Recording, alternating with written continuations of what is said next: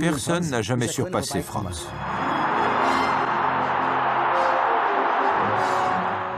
Il faut bien l'admettre, c'était le joueur parfait.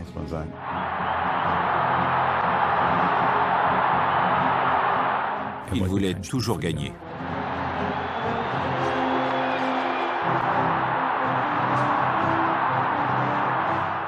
Sa plus grande qualité, c'était sa vision du jeu.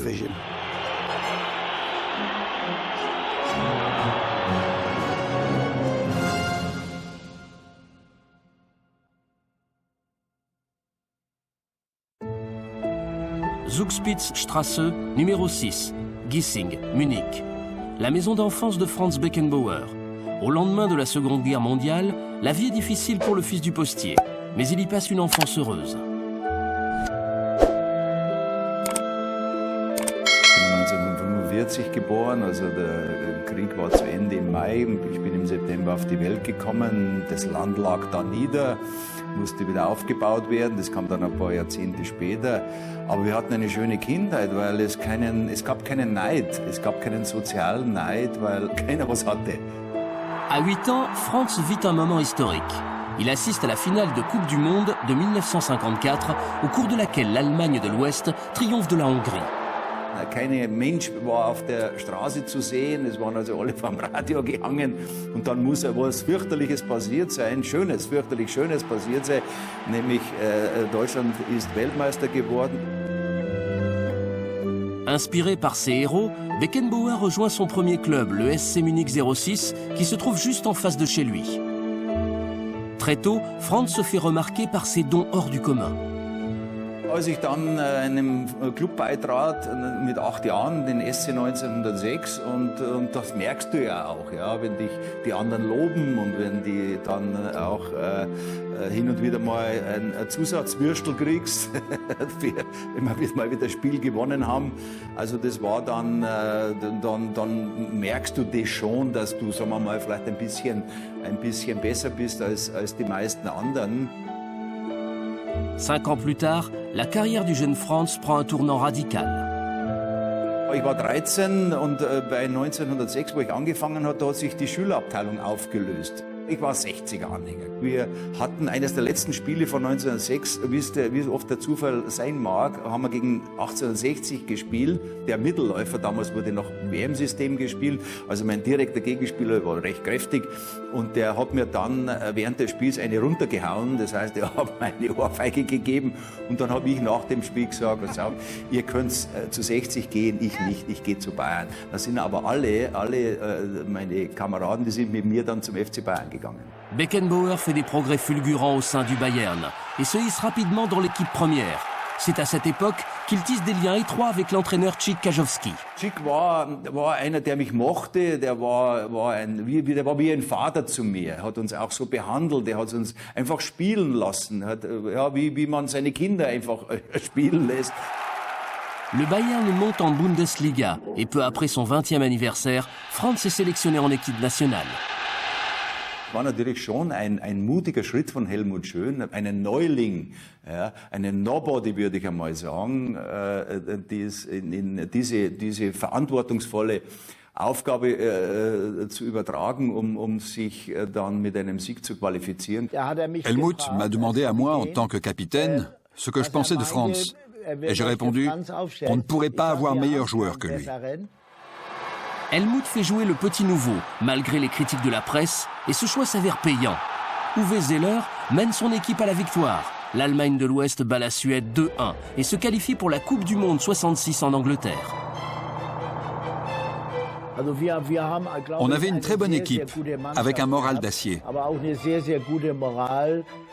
Avoir le moral et une bonne cohésion de groupe, c'est très important quand on joue ensemble en équipe nationale. Beckenbauer fait ses débuts en Coupe du Monde contre la Suisse dans le stade de Hillsborough. Je me souviens d'avoir vu ce match. C'était le premier match du tournoi pour l'Allemagne de l'Ouest et ils ont joué contre la Suisse.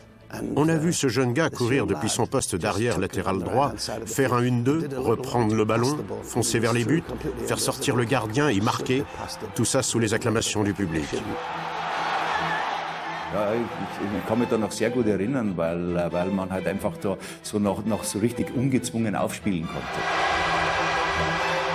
La Suisse est balayée 5-0 avec 2 buts marqués par Beckenbauer. La RFA sort vainqueur de son groupe et affronte l'Uruguay en quart de finale. Beckenbauer marque une 3e fois et l'Allemagne l'emporte 4-0. Le jeune Allemand devient très vite la star du tournoi.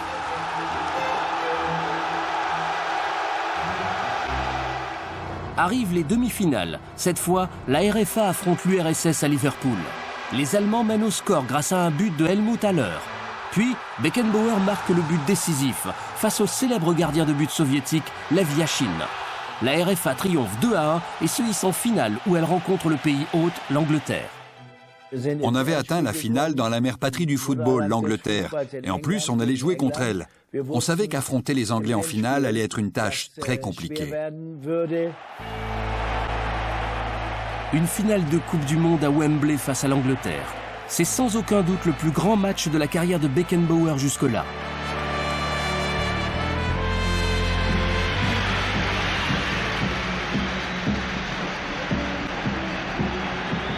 À peine 12 minutes après le début du match, Haller ouvre le score pour la RFA. Mais leur avance est de courte durée, car 6 minutes plus tard, Hurst égalise. Martin Peters marque alors un second but pour l'Angleterre, avant que Wolfgang Weber n'égalise à son tour. Le score est de 2-2 et les prolongations vont donner lieu au but le plus controversé de l'histoire de la Coupe du Monde. Über die 90 Minuten hinaus stand ja 2-2, dann kam die Verlängerung und dann mit einem, ich habe dann nach dem Spiel gesagt, die Engländer waren die bessere Mannschaft und haben deswegen auch verdient gewonnen. Ist vielleicht ein bisschen schade, dass man wegen einem Tor, wo man heute immer noch unterschiedlicher Meinung ist, war das jetzt ein Tor oder war es keines? Der Schiedsrichter hat das Tor gegeben und damit fertig. L'Angleterre mène 3-2. À la 120e minute, tout est fini pour la RFA. Hurst réussit le triplé et la première Coupe du Monde de Beckenbauer échappe de peu aux joueurs allemands. Une finale spectaculaire et un Beckenbauer impressionnant. Mais l'Angleterre avait chargé son meilleur joueur de le marquer ce jour-là. C'est moi qu'on avait chargé de marquer Beckenbauer pendant tout le match. Bobby Charlton war ja auch berühmt für sein aufwendiges Spiel. Der war 90 Minuten war der ja unterwegs, der hatte eine Pferdelunge und ich sollte ihm hinterherlaufen. Et c'est comme ça qu'on a vu 2 des meilleurs joueurs au monde se marquer l'un l'autre et se neutraliser mutuellement. Also das war für mich eine schwere Aufgabe, die man zu 100% nicht lösen kann. Vielleicht, sagen wir mal, eine Genugtuung, Bobby Charlton hat kein Tor geschossen. Kraft in den Teller, Knorr auf den Tisch. Beckenbauer devient une star sur les terrains, mais aussi en dehors des terrains. Et c'est à cette époque qu'il hérite de son célèbre surnom. Il y avait un journaliste à Munich qui cherchait tout le temps de nouveaux surnoms. Il y a eu des rois, des princes, un peu de tout, mais il n'y a jamais eu qu'un seul empereur. C'était le meilleur. Il ne pouvait pas y avoir d'autres noms pour lui. Lors de la saison 68-69, l'empereur, en allemand le Kaiser, prête main forte au capitaine du Bayern et remporte la Bundesliga et le titre de footballeur allemand de l'année. Il maîtrise si bien le poste de défenseur qu'il va réinventer un autre poste alors très peu développé, le poste de libéraux. Franz Beckenbauer est le premier joueur à avoir modernisé le poste de libéraux. Il a fait de ce poste un atout offensif pour marquer des buts et mener le jeu depuis sa position reculée. Il a donné une nouvelle dimension à ce poste. Prochaine aventure pour Beckenbauer, la Coupe du Monde 70 au Mexique. Tout le monde dit que la Coupe du Monde 1974 a été la meilleure, mais pour moi, c'est celle de 1970 au Mexique.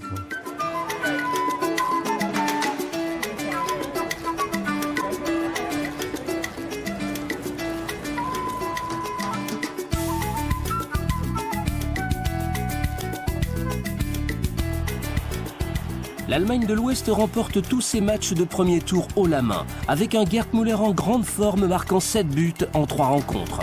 Beckenbauer et la RFA se hissent en quart de finale, où un adversaire familier les attend, l'Angleterre. Cette fois, on voulait gagner. Tout le monde parlait de revanche, mais nous, les joueurs, on ne pensait pas à ça. On voulait juste gagner. Au début, on a été mené 2-0 à cause de stupides erreurs défensives. Et c'est à ce moment-là qu'on a compris que ça allait être un match difficile. Il a fallu que le Kaiser marque un de ses fameux buts pour sonner le réveil de ses coéquipiers. Uwe Seeler limite. Ainsi que Gerd Müller qui offre une victoire 3-2 à la RFA. C'est le pire match de ma vie. Je n'ai jamais été aussi irrité de perdre, parce que ce match était gagné d'avance. Les Allemands tiennent leur revanche. En demi-finale, la RFA affronte l'Italie, et pour beaucoup, ce sera l'un des plus beaux matchs de l'histoire de la Coupe du Monde. L'Italie mène très tôt au score grâce à un but de Boninsegna. Puis, Beckenbauer amorce une de ses remontées fulgurantes, mais il est fauché brutalement dans la surface de réparation. Ich konnte leider nur mehr bedingt mitspielen, weil ich an der Schulter verletzt war. Ich habe mir das Schulter-Eckgelenk gesprengt. Durch ein Foulspiel eines Italieners bin ich unglücklich auf die Schulter gefallen. Ich konnte natürlich nicht mehr hundertprozentig meine Leistung bringen. Also es war ein sehr einseitiges Spiel, kein dramatisches Spiel, die 90 Minuten. Und dann machte Schnellinger kurz vor Ende noch den Ausgleich und dann wurde es interessant. Die 30 Minuten, das war sicherlich mit das Beste und Aufregendste, was man in der Fußballgeschichte kennengelernt hat. Les prolongations n'auraient pas pu être plus spectaculaires. L'Allemagne reprend l'avantage grâce à Gerd Müller. Peu de temps après, Burnich égalise. Avant que Riva ne redonne l'avantage à l'Italie.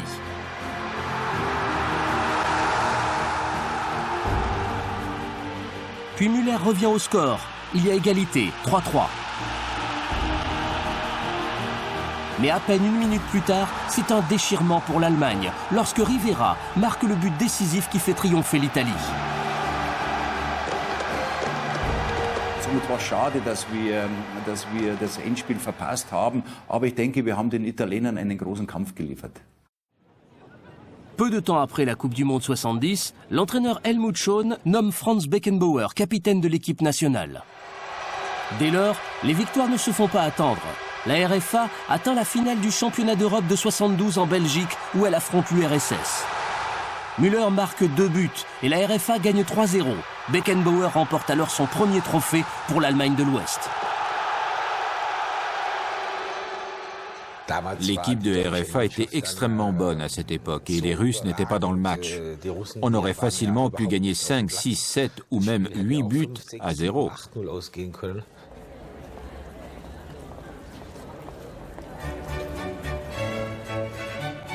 De retour en Allemagne, Beckenbauer est encensé dans tout le pays. Au sein du Bayern de Munich, le Kaiser continue de faire des merveilles. À partir de 1971, le Bayern remporte la Bundesliga 3 années d'affilée. Un record dans le championnat allemand qui permet au Bayern de Munich d'occuper désormais une place privilégiée dans l'histoire du football de ce pays. Anfang der 70er Jahre und das kam auch dann die beste Zeit beim FC Bayern, obwohl vorher, wir sind ja auch Deutscher Meister geworden, Pokalsieger, Europapokalsieger, der Pokalsieger sind wir geworden. Also wir waren schon auch recht erfolgreich, aber dann hatten wir auch die nötige Erfahrung, um wirklich dann noch mehr Erfolg zu haben. Beckenbauer acquiert une réputation de joueur redoutable, aussi bien chez ses adversaires que chez ses coéquipiers. Je n'ai jamais entendu personne le critiquer de toute ma vie, que ce soit sur le terrain ou en dehors. Charlie Bosco a essayé 2 fois de lui faire un petit pont et il a terminé à l'hôpital. Et Franz l'a frappé si fort qu'il a dû se faire soigner à l'hôpital. La Coupe du Monde 74 se tient en Allemagne de l'Ouest. Mais suite à des tensions entre les joueurs et avec la fédération ouest-allemande de football, l'équipe a failli ne jamais jouer.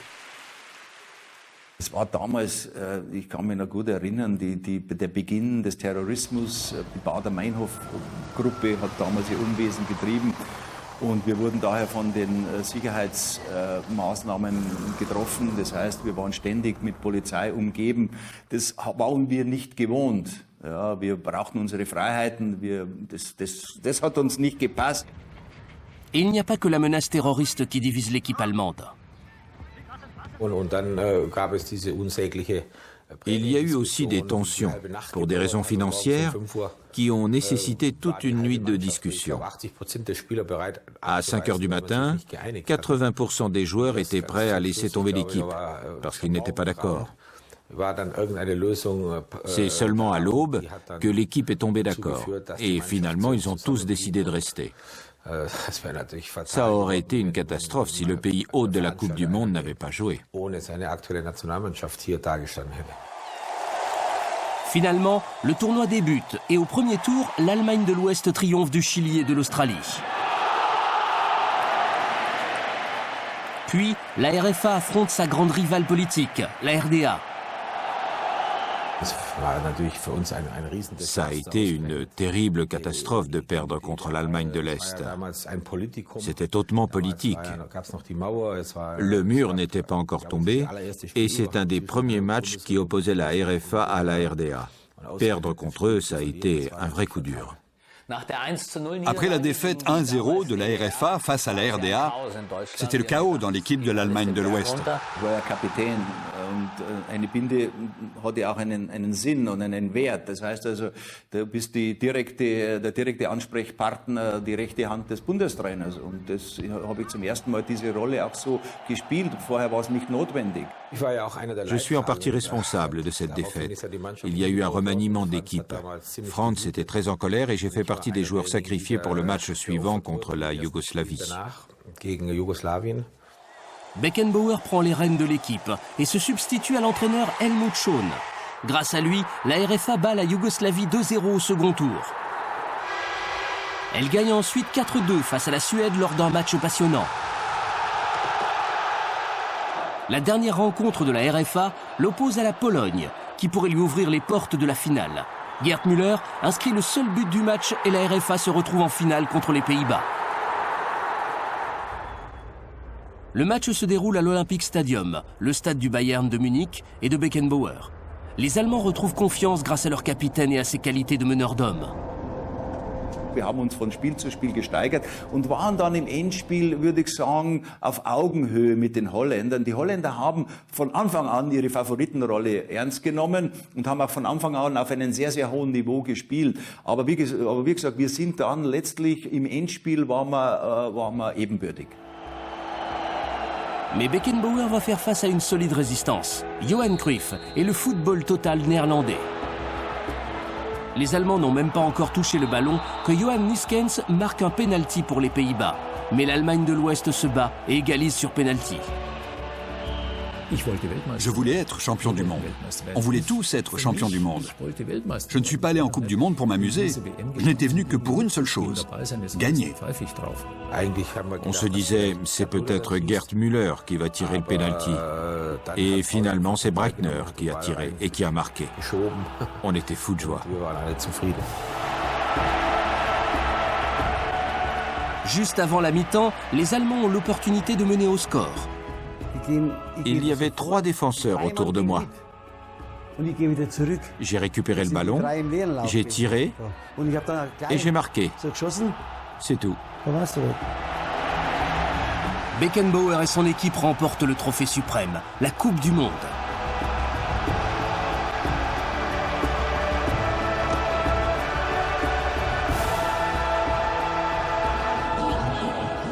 Toute une nation fête cette victoire, mais Beckenbauer et son équipe ne font pas tout de suite la fête. Also es war damals noch nicht üblich, die Frauen dabei zu haben. Es wurde auch von dem DFB ein Abend für die Frauen gemacht, aber wir hatten einfach die Schnauze voll. Nach 6 Wochen Kasernierung wollten wir auch einmal unsere Frauen wiedersehen. Ja. On savait que les femmes de footballeurs n'étaient pas les bienvenues. Alors ma femme a organisé un dîner pour une douzaine d'autres femmes de footballeurs et leurs maris à l'hôtel Bayerische Hof. Mais même si on n'avait pas gagné, on se serait quand même réunis. C'est faux qu'on ait gagné la Coupe du Monde avec une si mauvaise fédération. On avait une équipe formidable. Entre-temps, le Bayern de Munich devient une équipe européenne redoutable. En 1974, lors d'une finale rejouée, le club allemand s'impose 4-0 face à l'Atlético Madrid dans la Coupe d'Europe des clubs champions. Le lendemain du match, c'était un jeudi, et il y avait un entraînement, mais on n'arrivait même plus à marcher. On était complètement exténués. Mais on a trouvé la force de s'y remettre, et finalement on a gagné 4-0 en finale. C'était notre meilleur match de la saison, peut-être même le meilleur match de toute l'histoire du Bayern.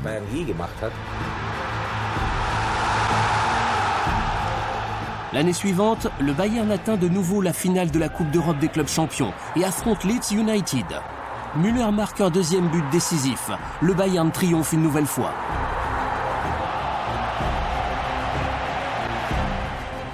En 1976, le Bayern se retrouve en finale de la Coupe pour la troisième année d'affilée. Cette fois contre Saint-Étienne. Roth marque un coup franc et Beckenbauer soulève la Coupe pour la troisième fois de suite en tant que capitaine de l'équipe. Un record. Je pense que la grandeur du Bayern s'est construite dans les années 70, quand le club a gagné 3 fois de suite la Coupe d'Europe des clubs champions, en 74, 75 et 76. C'est indéniablement la décennie la plus brillante du club, jusqu'à aujourd'hui.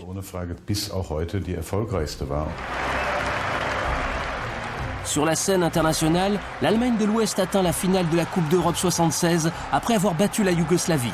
Elle affronte la Tchécoslovaquie. Les Tchèques mènent jusqu'à la 89e minute, jusqu'à ce que Bernd Holzenbein revienne au score. La victoire se décide au tir au but. Uli Hoeneß rate le 4e tir allemand, avant qu'Antonin Panenka ne marque un tir décisif. La Tchécoslovaquie est championne d'Europe. Cette défaite marque la fin d'une ère pour le Kaiser. Ce sera son dernier grand tournoi. Il met fin à sa carrière internationale l'année suivante. Peu de temps après, il décide de quitter le Bayern, l'équipe pour laquelle il a joué pendant près de 20 ans. Ich hatte jetzt ein bisschen die Schnauze voll von Bundesliga-Fußball. Ich sah, der FC Bayern, er erholt sich nicht mehr. Dann hatte ich private Probleme, hatte Probleme mit dem Finanzamt. Also es ist ja oft so, wenn man so eine Entscheidung trifft, dann kommt alles zusammen. Und in dem Fall ist alles zusammengekommen. Und habe ich gesagt, tschüss, ich mache schnell einen kurzen Abstecher nach New York. Beckenbauer traverse l'Atlantique pour rejoindre l'équipe du New York Cosmos.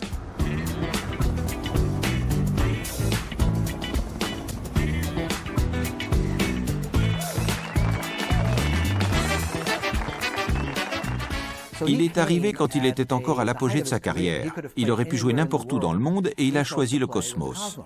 L'arrivée de Beckenbauer et de Pelé, la star brésilienne, fait grimper la cote de popularité du Cosmos. Le fait qu'on parle plus de nous dans les médias que des Yankees ou des Mets était déjà une victoire en soi. Des photos de nous ont commencé à circuler et les gens ont appris à nous connaître. On a été la coqueluche de New York pendant plusieurs saisons. Des portes se sont ouvertes. Quand on arrivait quelque part, plus besoin d'attendre, comme tout le monde. On a adoré ça, c'était génial. Das war mit Abstand die beste und die schönste Zeit in meinem Leben. Also das würde ich genauso wieder machen. Sur le terrain, Beckenbauer remporte 3 Soccer Bowls avec le New York Cosmos. Et avec Pelé, il permet au football de devenir beaucoup plus populaire aux États-Unis. J'ai eu la chance de jouer aux côtés de Franz. Il a intégré le Cosmos, moi aussi, et on est devenus champions ensemble. On avait passé les 15 années précédentes à jouer l'un contre l'autre. Et les 2 dernières années, on a joué l'un avec l'autre au New York Cosmos. Mais après 4 années passées à New York, Beckenbauer veut rentrer chez lui terminer sa carrière. Son retour en Allemagne ne se fait pas au Bayern, comme tout le monde le pensait, mais à Hambourg. Malheureusement, pendant ces 2 saisons passées à Hambourg, Beckenbauer est diminué par de nombreuses blessures. Il est clair que la carrière du Kaiser touche à sa fin. Et quelle carrière! Elle aura duré près de 20 ans, se sera déroulée sur 2 continents et se sera distinguée par l'un des palmarès les plus complets du football. Mais aucune carrière ne dure éternellement. Il ne peut pas vivre sans le football. Il ne saurait pas quoi faire sans ça. Le Kaiser ne peut se résoudre à quitter complètement le jeu qu'il aime tant. Alors il devient entraîneur de l'équipe d'Allemagne de l'Ouest en 1984. En 1990, sa carrière d'entraîneur atteint son apogée en remportant une autre Coupe du Monde. C'est Andreas Brehme qui marque le seul et unique but de la finale. Cela ne fait aucun doute, Franz Beckenbauer sera toujours considéré comme l'un des plus grands joueurs de l'histoire du football. Beckenbauer est l'un des meilleurs joueurs que j'ai jamais vu jouer.